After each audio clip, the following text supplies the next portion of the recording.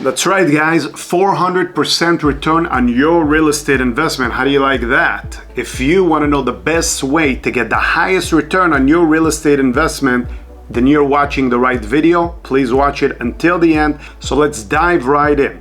How do you get a 400% return on your real estate investment? Well, let me share a little secret with you, or maybe a little story that would explain how you could actually do that. You see, most people invest in real estate hoping to make a 20-25% return on their money, and they do this by buying a property, hoping to fix and flip it, which means that they're gonna put a little bit of money into it, clean it up, maybe add a little bit of square footage, and then hopefully put it back on the market and sell it for a profit. So if 20 or 25% or even 30 is like a crazy return, how are you able to hit 400%? When I was 23 years old, back in 2001, I bought my first piece of real estate. At that time, I had my real estate license for 2 years, and although I didn't know a whole lot about real estate at that point, I figured that buying a condo in Encino in California for $117,000 sure sounded like a pretty good investment. As a matter of fact, at the time, I asked the mortgage broker who was with me if I could actually buy the property next door as well, and he said, no, you can't qualify. So I said, okay, no problem, I'll buy this one. And so I did. I bought it for $117,000. I put a minimal down payment, and then I put a tenant in it, and I was cash flowing every single month, meaning that whatever my mortgage payment was, quite frankly, I don't even remember what it was 20 years ago.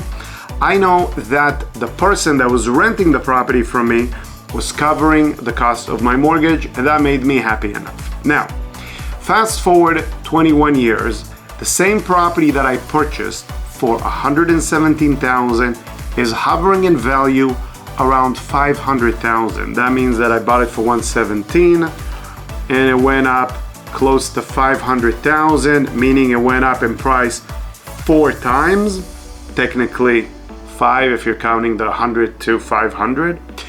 And those kind of returns can only be attained by holding real estate over an extended period of time. Now, I know you're thinking, well, you know, over the past few years, even over the past 10 years, there's been a lot of appreciation in real estate, you know, like last year, 20%. But you're talking about a 400 to 500%. I mean, that's massive. And now you're talking about a span of 20 years. So think about it. If you buy a piece of real estate today, right? And just to get into that piece of real estate, you're gonna pay buyers closing costs roughly of about 3%. That means that if you're buying a $500,000 property and by the time you close escrow, you're paying buyers closing costs of about 3%, that's about $15,000, right? The reason I bring that up is because let's say you bought that property for $500,000 and you're thinking of cleaning it up and do whatever you want to do to it, and then get a, I don't know, 30% return on your investment, which means that you're gonna sell it for $650,000. At $650,000, you're gonna have to pay 6% plus minus to get out of that deal, and I'll tell you why. Because 5% plus minus is gonna go to the selling agent and to the listing agent. Then you're gonna have your own set of closing costs, which is another percent. So let's retract for 1 second.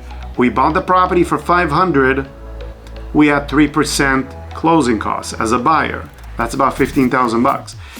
Then we sold the property at about $650,000, even $700,000, and now we have another 6%, which is roughly another $42,000. So if I take 42 and I take 15, right?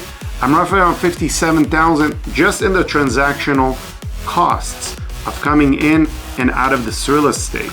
Okay, guys, so basically I bought the property for $500,000, 3% buyer's closing costs, that's $15,000. Then I'm selling the property, let's say it's $700,000, another 6%, 5% for real estate commissions, another 1%, maybe more, for my closing costs.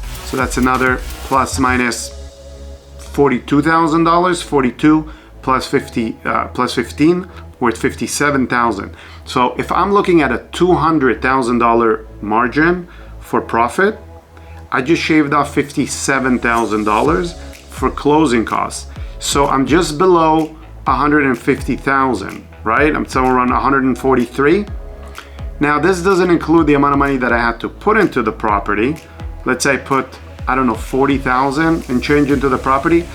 I'm now down to $100,000 in profit. And that's in a good day because likely you're gonna have to put more money into the property. And if you don't turn around and 1031 the property, meaning that you buy something else of equal or higher value in a period of 6 months, and you actually have to identify another piece of real estate within 45 days, then that means that I'm actually going to be paying short-term gain on about 100,000, which I think is about 45%, leaving me with about $55,000. So did you catch that? I bought a property for 500, I'm exiting for 7, I made 50,000 bucks after I pay commissions, closing costs, and capital gains. It doesn't make any sense. However, if you just bought the property and sat on it and did nothing except maintain it and keep, a happy tenant in the property, likely the level of appreciation over an extended period of time is gonna make you a lot more money than if you simply came in and out of real estate trying to flip. Simply grow your down payments to the point where you can grow a real estate portfolio, keep it, and for an extended period of time, you would make a lot more money. So hopefully it makes sense to you. If you have any questions, please put them in the comments below. I'm simply sharing this with you because as I reflect back to being able to gradually buy more and more real estate and grow the equity as well as anyone's wealth, right?